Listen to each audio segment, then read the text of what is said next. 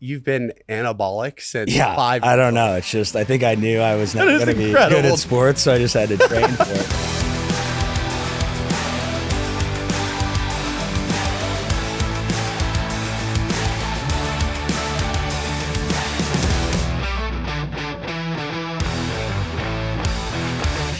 Welcome to Coach Me Up. My name's Tim Riley. I'm here with the legendary Zach Zillner, and this is episode 1. This episode is not going to be indicative of what future episodes are going to look like. Typically, we're going to have a guest. Typically, it's going to be much more training focused, and anything surrounding training, business, social media. But today, with it being the inaugural pod, I want to give the listeners, the viewers, an opportunity to get to know us. We're going to spend some time talking about our background. And there's a question that Zach and I get so often, either from aspiring coaches or current coaches. And it's pretty broad, but that question is, how did you get to where you are? My hope is that, one, for today's pod, we're able to give you guys some insight into who I am, who Zach is, where this whole thing, this training, strength and conditioning lifestyle started for us, both personally and professionally. And then woven into that is to answer the question, how did we get here?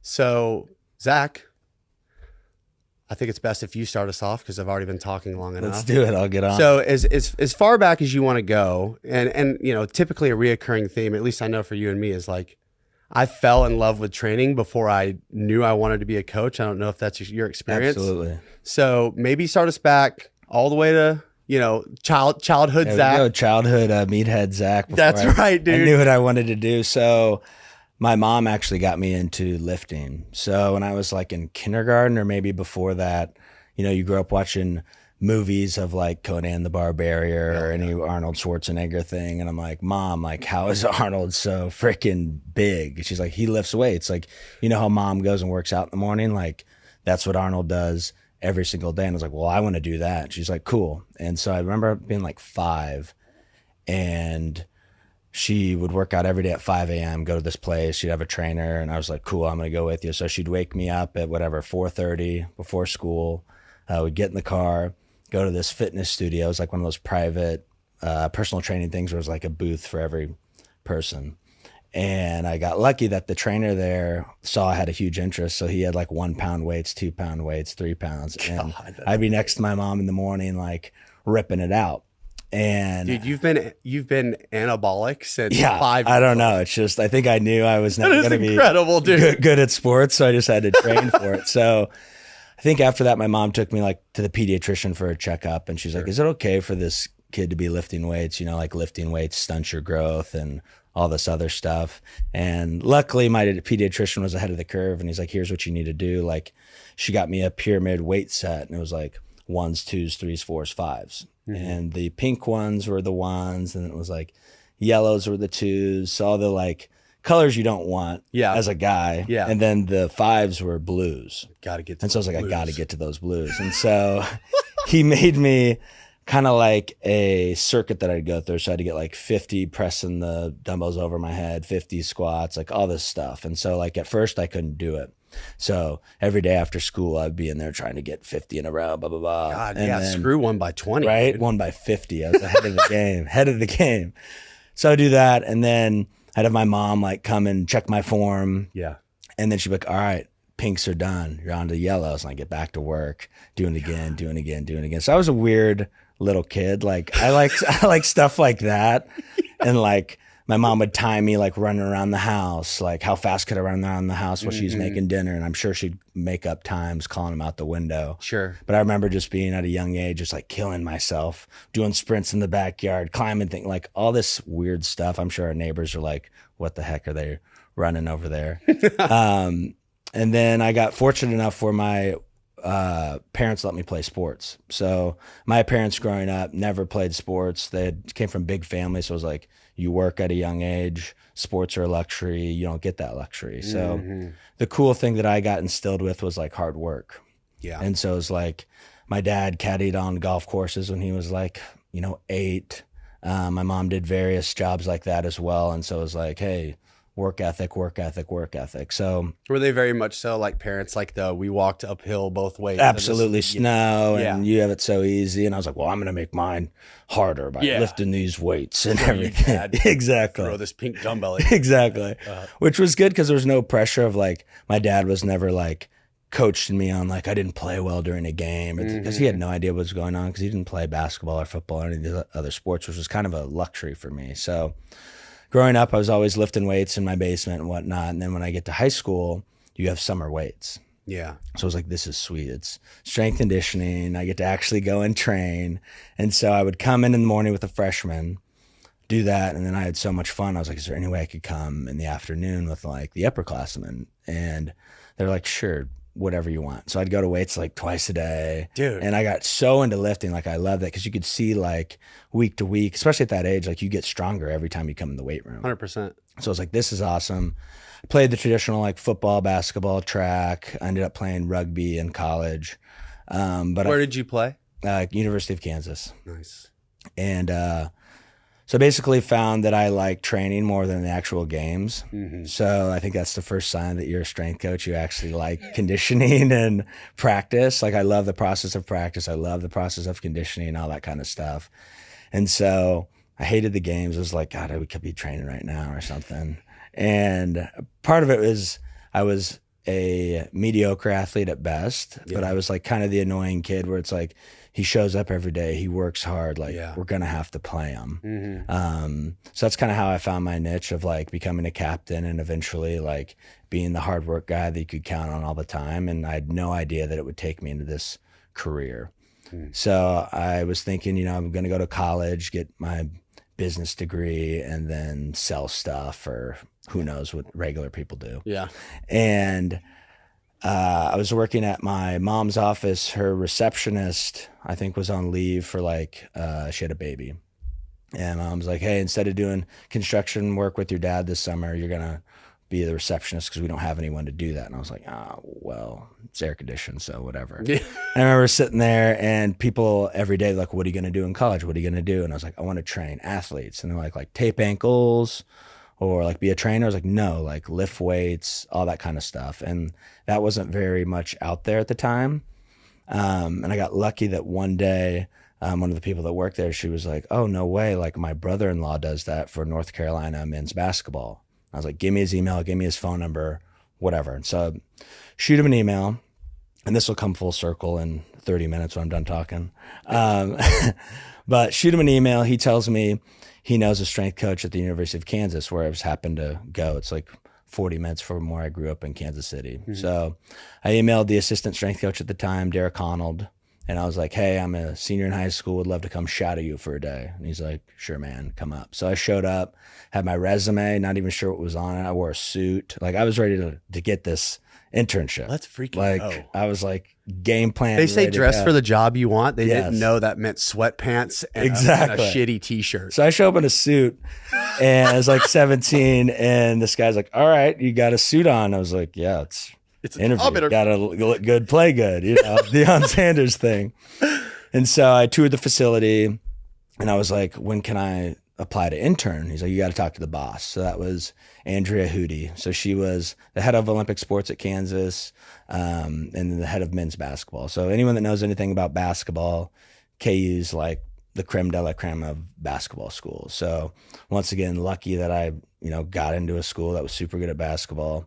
He's like, you got to get it past Hudy if you want to do an internship. I knocked on her door. I'm like, hey, I'm Zach. I'm following around Derek for the day. Like, I'd love to intern for you. And she's like, no. Like, you got to wait till you're a senior and graduated. And I was like, well, what if I want to do it now? And she's like, we don't do that. I was like, well, what if we could make an exception and do that? And she's like, sure. You come every day, you clean. You're not part of the internship process at all, but you can clean, help out, whatever. And I was like, cool. I'm really good at that stuff anyways. Grunt work, that's my middle name right there. Sign me up. Yeah. And so First day of college, I show up. She's like, be there at 6, get there at 5:30. You know, they open the doors. She's like, there's the cleaning stuff. Get to work. And I'm like, okay, cool. Like cleaning. She's like, once you're done with cleaning, then you can observe teams. And so I'm like, okay, this weight room's like a football size weight room. It's just me cleaning. I was like, it's going to take me 3 or 4 hours to do this. I'm like, okay, I got to get here early in the morning, clean it all. I knew men's basketball trained at 2:00 every day. So I was like, I got to be done with that by 2. Somehow got to figure out a time to go to class, and may or may not have done that all the time. And so I'd find a way to be there at 2. And so I did that for like 2 years. And then I kind of got lucky, like halfway through my sophomore year, we had a bunch of staff leave. So they got new jobs at other schools. So it was just Hudy and I. And she's like, all right, dude, like you've been here for 2 years, you've been cleaning, like it's time to go, like coach these guys up. And I was like, oh shoot, like it's happening. Gotta go. And so I'm like, okay, all the things I've observed, I can put plates on, I can help guys through the exercises, everything like that. And, you know, I didn't suck apparently. And then she offered me like a paid internship opportunity, which was cool. And so from there, I ended up graduating, thank God. And I left with one of the basketball coaches at the time to go to Southern Miss.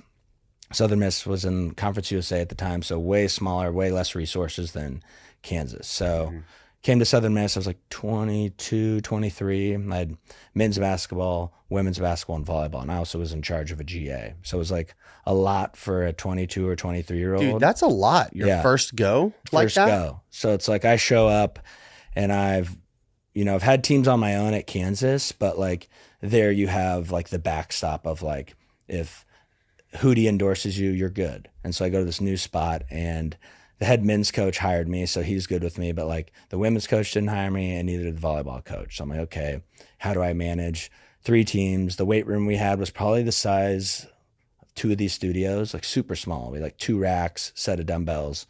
That was it. So moved down there, got that thing rolling. I was only there for like 10 months and an opportunity at the University of Illinois opened up. So went north and I had women's basketball, volleyball, and golf. And so a little more experience. I had almost a year of, full-time experience under my belt. And then kind of navigating the same things of like, okay, this is a little more higher level, more resources, more pressure. Did you have more than dumbbells and 2 racks? Yeah, we had a few machines. The weight room was quite a bit bigger. We had some sports tech, all that fun stuff. At the time I was 24.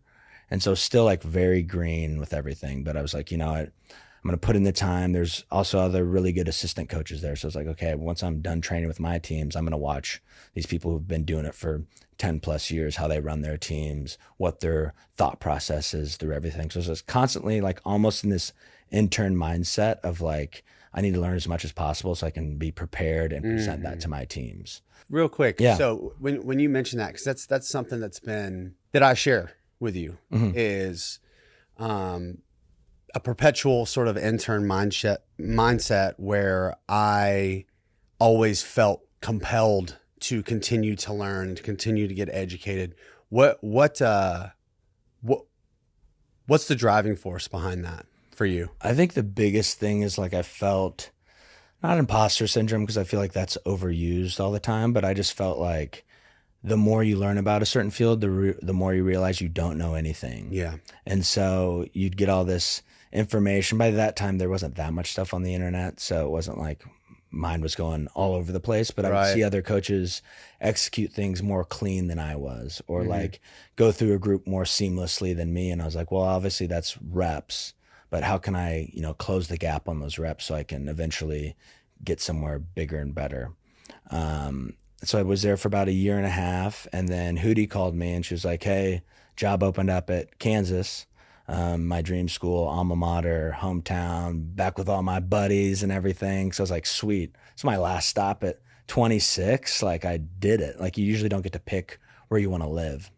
So I get there, it's men's and women's basketball, softball, golf, tennis. Like I had a bunch, like 6 teams. So coaches now, like you'll get a job, it's one team. Yeah. And I'm like, oh my God, what a luxury. Yeah, that would be. And so, obviously I know you're about to get to this, but you're the head strength and conditioning coach for women's basketball at Texas.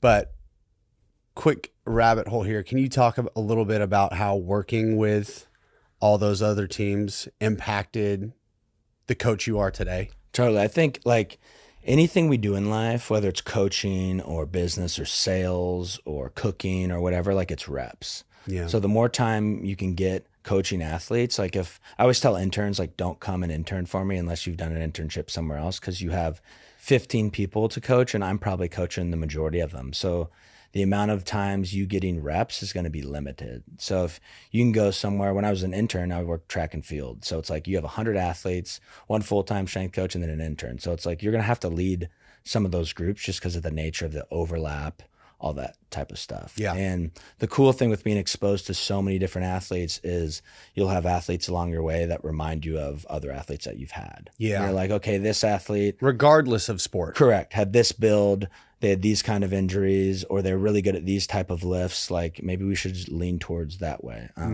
Working with track was also a huge advantage because everything is very objective. Like you did this program for 4 weeks, you tapered like you should. Did they get faster? Okay, they didn't.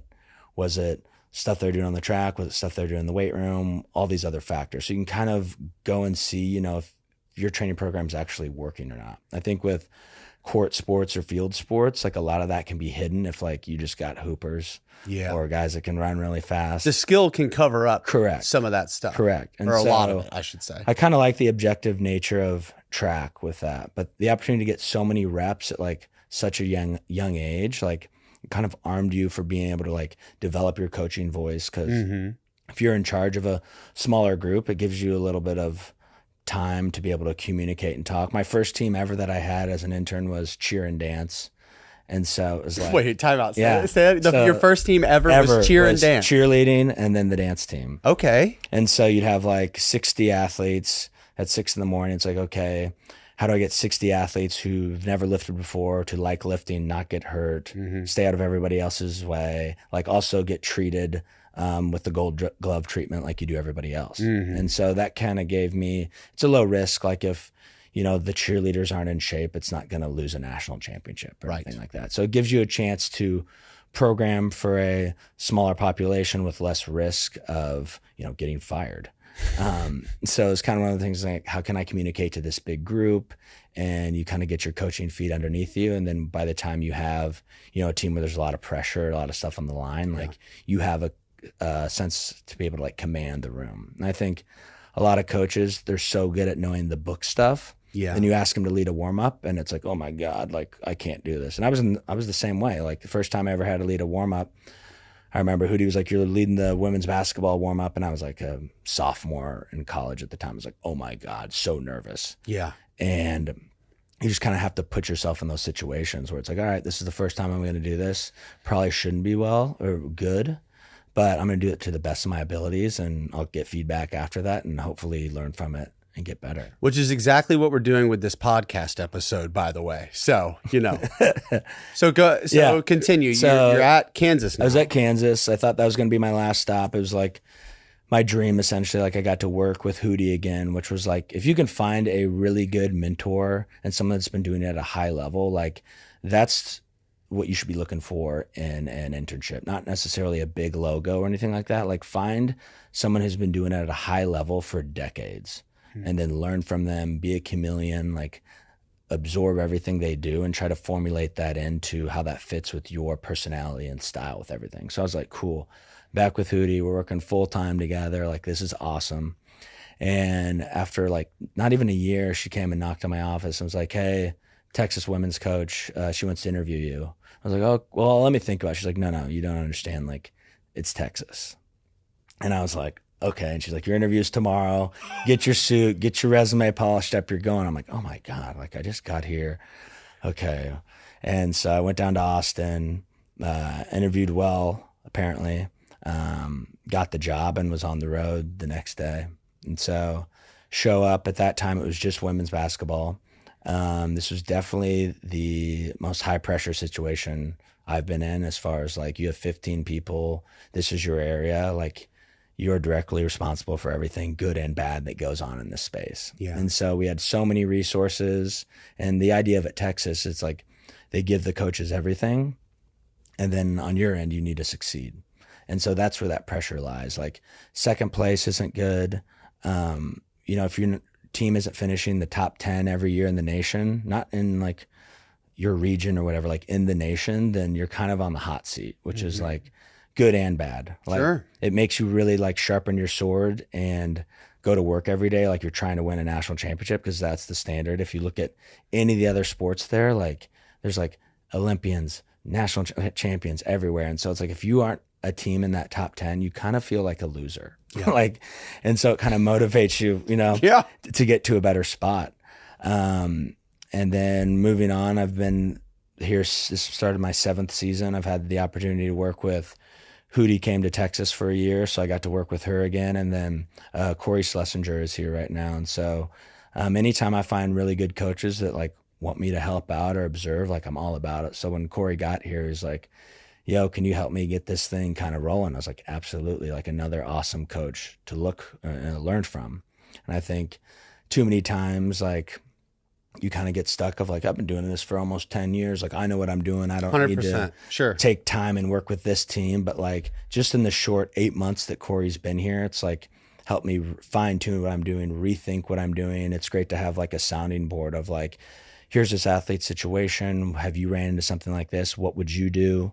And kind of like an open think tank environment. So I think the like egoless kind of area that our weight room is really cool. Like we collaborate with like Corey all the time, and then our assistant Caitlin, like she's really green, but like we ask her opinion on everything because she's sees it, maybe the stuff we don't see. So it's a really cool environment to kind of get better in. We also really some talented Olympic strength conditioning coaches. So like Clint Martin, he does track and field at Texas. Anyone that knows anything about track and field, Texas is pretty dang good. Yeah, they're all right. And so Clint is a great resource to go over and watch and see like, okay, this is how they're making people run, jump, throw farther. Like basketball is a lot of that. Maybe I could take a few things from Clint. So yeah, it's been a great situation as far as my journey. Definitely some highs and lows with everything. I think people, especially when you're young, I would get so caught up with comparing myself to everybody else of like, oh, there's another coach my age who has a bigger job than me, or I want to be here already instead of actually enjoying where you're at now and kind of making the big time where you're at. Yeah. And I used to hear that, like, make the big time where you're at. I was like, whatever, like I'm out of here. And I really wish when I was younger, I took it in more at those smaller schools and realized like how fortunate you were and how lucky you would be in those situations. But yeah, it's been awesome kind of being here for the 7th year in a row. Austin's great. It's allowed me to meet some really cool people like yourself. Anna Craig actually introed us. So yeah, Anna's one of the Olympic have her on the show. There. Oh, absolutely. Sure. She's a stud. And we used to train a couple times a week, and she's like, hey, you need to meet Tim Riley. Like you guys would get it going. Like he's the best. I was like, all right, well, I'll hit him up. And then I hit you up. We had a good training day, and I'm like, oh yeah, Tim's like, he's a good guy. Let's get it going. Then we kind of dove in that first time when we trained, like your background with everything. And I was kind of blown away that like two people are pretty much doing the same jobs, had two different ways of getting there. Yeah. And you should need to go into that. Like, it's really interesting how you are where you're at. Yeah. Now. So you and I, it's same, but different. Like, you know, we've arrived at the same place. Our paths to get there could not look more differently, but there are some reoccurring themes that are principles in my mind that I see as being guiding forces that have afforded us both the opportunity to be doing, and I don't want to speak for you, but it sure sounds like our dream jobs. Yeah, this is a dream come true for sure. It is. And, you know, some things that I picked up out of your story, and then I'll talk about myself, is one, you loved it. You fell in love with it. You've been in love with it. And I've talked about this before, you know, and even beyond that, you were driven. And something I've said is give me someone who's obsessed with something over someone who just really likes it. Oh, absolutely. And I think like with the long hours and everything that we have with interns, I can tell like, honestly, the first week, if someone's going to make it or not, like if they have no problem. And I get like the grind, but like, right. if you really love something like the long hours and whatnot, like let's not romanticize them, but like it's as much as I dog on them or whatever, like I freaking love it. Yeah. And you can tell a big difference between someone who's like doing it because they think it's like a cool job, which Right. once you get into it, if you're after it for being a cool job, you ain't gonna last very long. Right. And then those that like actually genuinely love coaching, and Yeah. just seeing you with some of your groups, like I can tell like you live, breathe, eat this stuff every day. So Yeah. that's cool. I do love it. And, some other things that I picked up too about your story is like, obviously there's an obsession, there's a passion. But then there are other things that have put you in those positions to be successful that I see are a constant willingness to put yourself in uncomfortable situations. Because when people ask, how did you get here? There's like the linear story, right? Totally. I fell in love with training. I knew in high school it's what I wanted to do. I did the internships. I took jobs, some hard work, a dash of what some people might call luck. Here I am. Mm-hmm. And all that stuff's true. But then paralleling that, like there are personality traits that afford you the opportunity to walk through the ups and downs of that process that I think are more important than the actual linear, than the bullet points on the timeline. And, what I see in you that I see in myself is like, constantly wanting to be better, constantly wanting to learn. For me, that definitely comes from a place of like, I'm just not good enough. You're good. Thank you. Thank you. I appreciate that. But that was the origin of that I assumed I wasn't the smartest. Well, in what's the the room. thing? I Like, assumed, we always preach to our athletes. It's like, get comfortable with being uncomfortable. Like Yeah. we say that all the time. And then if you look in the mirror and you're like, wait, it might be uncomfortable for me if I don't know something, to call a coach I don't know that's maybe better at that. Totally. And I remember myself, like when you're young in the field, you get to that point where you know just enough to think you know everything. You know what I mean? Yeah, dangerous place And then to be. very dangerous. Like a 25-year-old. For everybody. Yeah, 25-year-old Yeah. that thinks they know everything is a dangerous person. 100%. And like, I'll admit, 100%. like I was that guy at one time too. I was like, I got a full-time job at this age. Like I have my background working with these athletes. Like everybody should listen to me. Like I know what I'm doing. Yeah, you can't tell me shit, dude. Correct. And then you get humbled a little bit. Yeah. And then you're like, well, okay, if I'm telling all these athletes to get uncomfortable, do things they don't like doing, like I need to put myself out there. I need to call coaches who know more than me, or observe sessions of coaches that know more than me, and get better. If you actually do want to get better, like what you're preaching all the time. And we preach that. And then the whole, like, it's not the destination, it's the process. Yeah. It's like, okay, so if it's not the destination, why are you so worried about your next job? Right. You should be worried about what are the things that are going to put me in the best position to get to that job. Yeah. Are which is you the learning? process of everything? Are you doing everything you can to do a good job right Correct. now? Correct. So, okay. So before I launch into my whole thing, if you could put a bow on those traits, those qualities, those principles that have served you, getting to where you're at today, what are those things? Yeah, let's leave it there. I think you got to be like an everyday guy or girl, like consistency. Like they have to know what they're getting every single day. So if you are the same, like I know with you every single day, I'm going to get a fun, easygoing person every time I see you. There's never going to be a day where it's like, I hope it's not mopey. Yeah, shitty diaper. Yeah, like, oh, it's raining. Like you want consistency every time, and your athletes want that too. Like if you're changing your mood all the time, like we don't need that. Also dependability. Like, Yeah. Are you going to be here at this time? Do what you're supposed to. Might have to remind you to do everything. And then I think persistence. Like I could have easily, that first time I went up there and the way she's like, and you can't come until you're a senior. I've been like, oh, Mom, Dad, I tried. Can't come back till I'm a senior. Yeah. Oh, good. You tried, buddy. Way to go. It's like, Yeah. no, like, I'm not saying be annoying where it's like, no is never the answer. Right. But Yeah, like yeah. you need to be It's not a sales correct pitch. Yeah. So it's like if she was really adamant on like, you can't come in, all this stuff, then it's like, okay, well, let's Google What are some colleges within that area? What are some high schools? What are some private facilities within that area? And look at those places and get your reps in that way until you're more established, and then go from there. So I think when you're in that internship process, you think of it as just you, but like you're interning with a couple other people or people from all around the country. So it's all a competition at the end of the day. So if there's 5 interns in your little internship class and there's a job opening, the director is not going to recommend all 5 of you guys. Right. He's going to recommend one of you. So it's like, what are you doing to separate yourself from everybody else? Is that coming a little early? Is that staying a little late? Is that doing stuff before you have to be reminded to? Is that asking good questions? Is that just, being a good team player within your role in the staff? Like, you got to figure out what separates you from everybody else and then ride that into the sunset. God, so much of what you just said too takes me back to kind of what we discussed about just being obsessed and loving it and wanting to do it. It becomes much less about willing yourself into doing these things when you want to do it. Correct.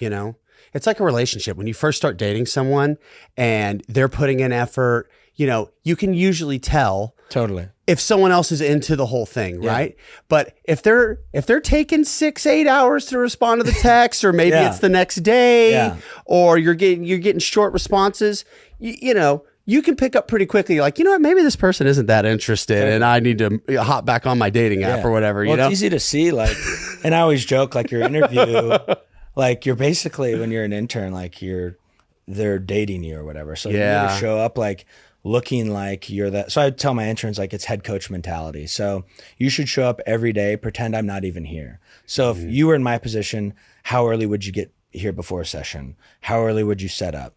How would you command the warm up? How would you do all these things? And if you practice that all the time, the second I'm sick or I'm like, hey, you're leading the warm up, like, you're ready to go. Yeah. It shouldn't be one of those things like you're leading the warm up and you're like, oh God, oh shit, for this, what do I do now? Same warm up we do every single day for the whole year. You know what I mean? Yeah. And so I would kind of be obsessed with it to the point of I have stacks of journals at home. Like, every time we get done with a session, I would write down the workout, what went well, what didn't, what were some good coaching cues.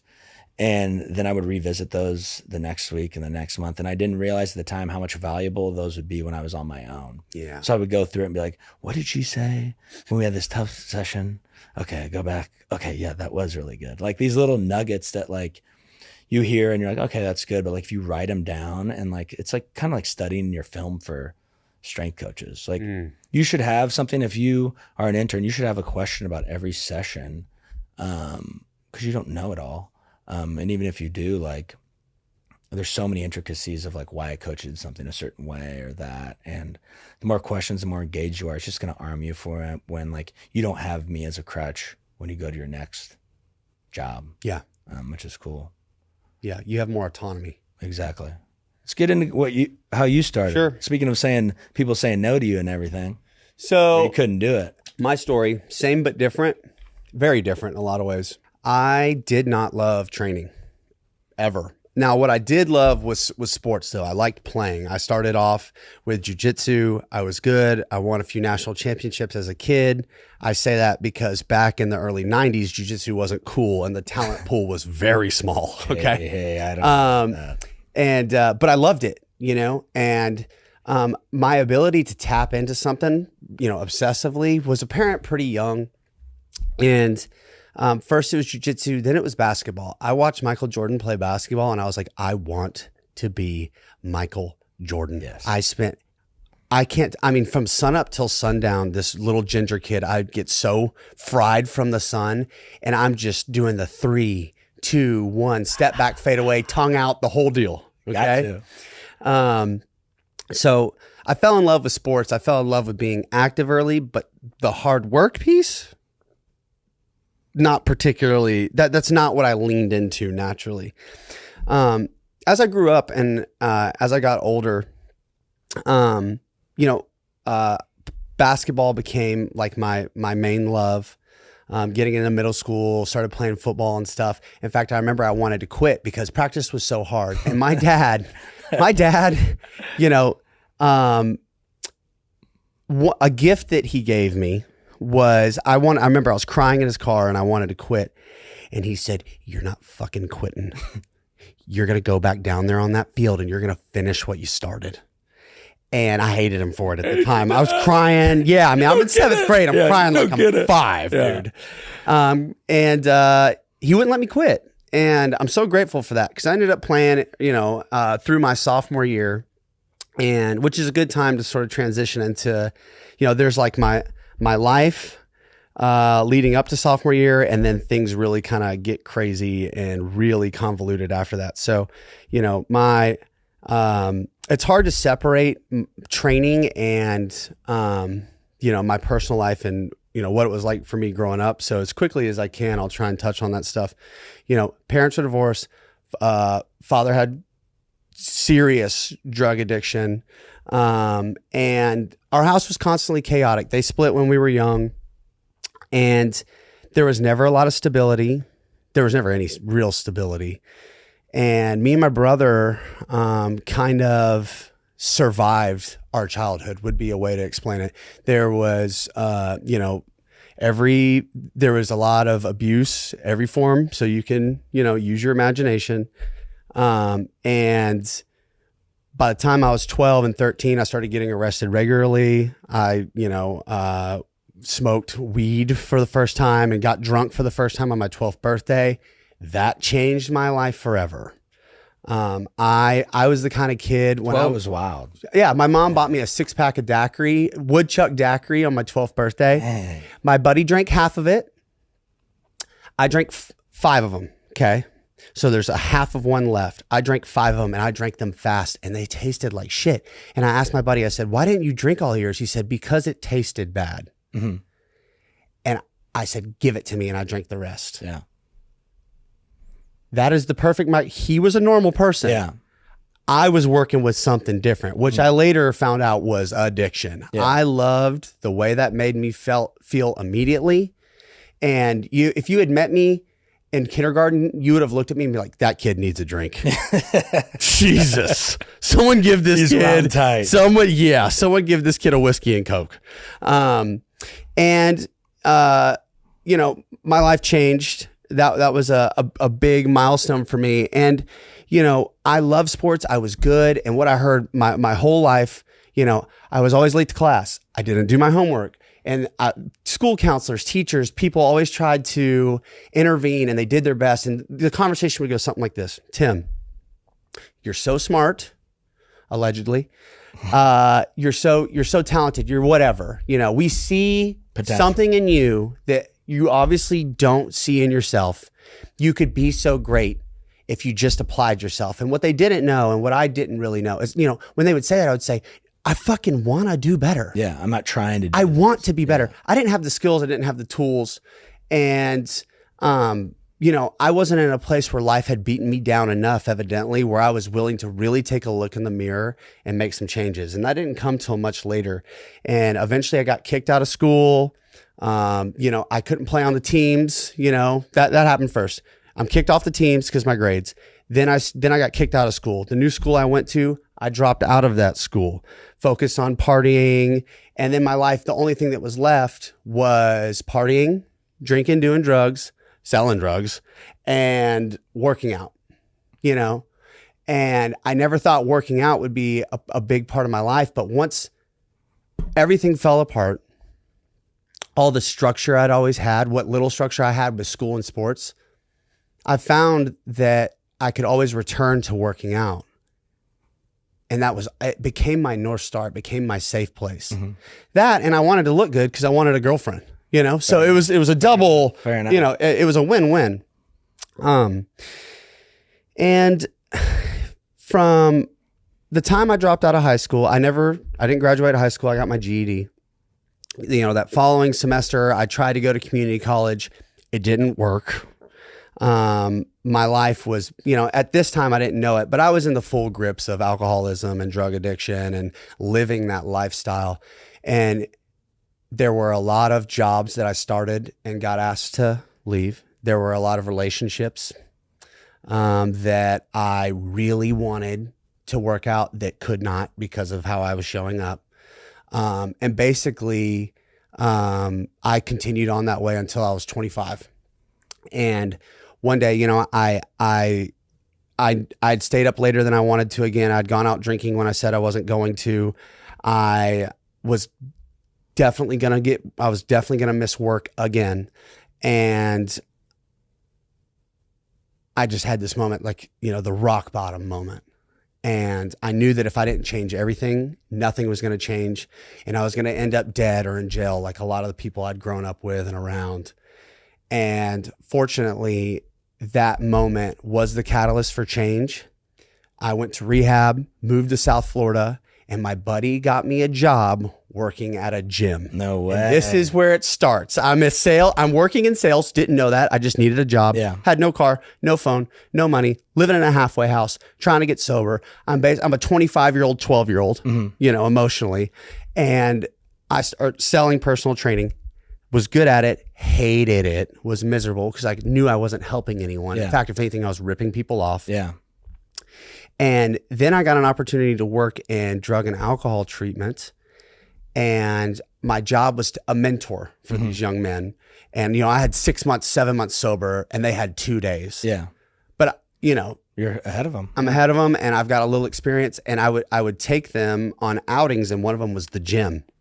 And, I was able, in between benders my whole life, I would go 6 months, just ravage my body. Then I'd go back to the gym.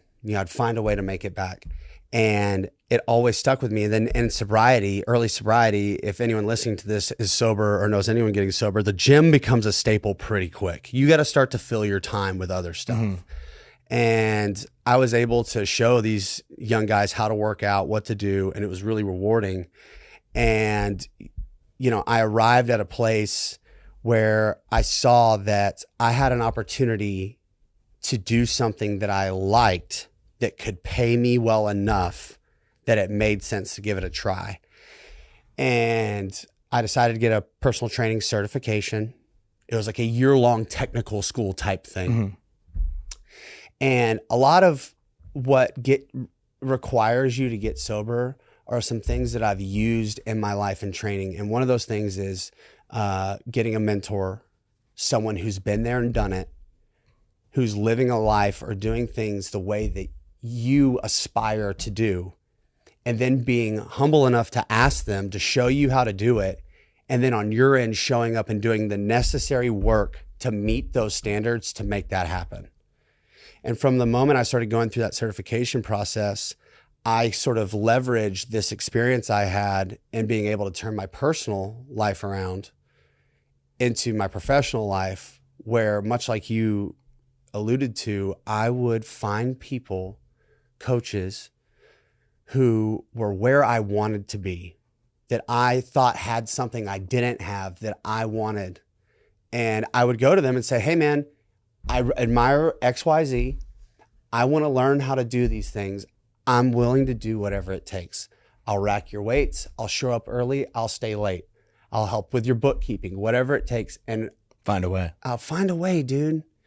And I'm really grateful because a lot of people, when approached in that way, will say yes. Yeah.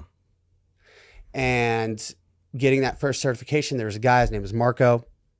I said that, he said, yep. So what I would do is I'd get up at 4:30 in the morning. I would be there by 5, help him with his clients until 9. And then I would do the trade school personal training certification thing till 3. And then I would go to work from 4 to 8 or 4 to 9 after that. And I did that for that was like 6 months. It's pretty intense. It was super intense. And again, to not romanticize the grind, because I wouldn't fucking do that today. No. Absolutely not. No. But there was a period of time in my life where it was obviously necessary. Yeah. Well, to close that gap, you have to get in those reps. While you're young, especially 25-year-olds, you got all that energy in the world. So doing a 12-hour day, and probably for you, it helped fill all those gaps of time, channel it into something you actually wanted to do. 100%. And this was the first time in my life I'd ever been able to apply myself in a way that was truly productive and in a way that was exciting. And I was actually able to sit in class, and I wanted to learn, and I wanted to be there. So it was a breath of fresh air. Let's say you never got involved in drugs and alcohol or whatever, do you think coaching would have found you, or do you think you'd be doing something else? I don't know, dude. I don't know. That's tough because, like, you know, so much of my life has been about things that in the moment feel like this is the worst possible thing that could happen to me. Mm-hmm. Later down the line, I'm able to look in the rear view and say, had it not been for that thing that I was so certain was ruining my life or was the worst thing that had ever happened to me, is now become my biggest asset. Or if it wasn't for this thing happening, I wouldn't have been nudged in the direction that I had been nudged in, sometimes forced into.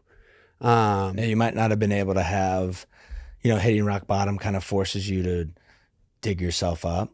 Do things you don't want to do. So I don't know. Well, you don't necessarily. Have to. Plenty of people hit that. You can hit bottom more than once. Stay there.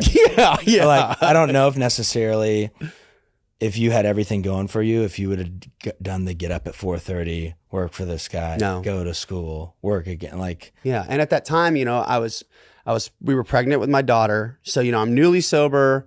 I needed a job better than being a mentor at a rehab facility. And, I needed money, and it became another situation where it was like, this is my only option. Yeah.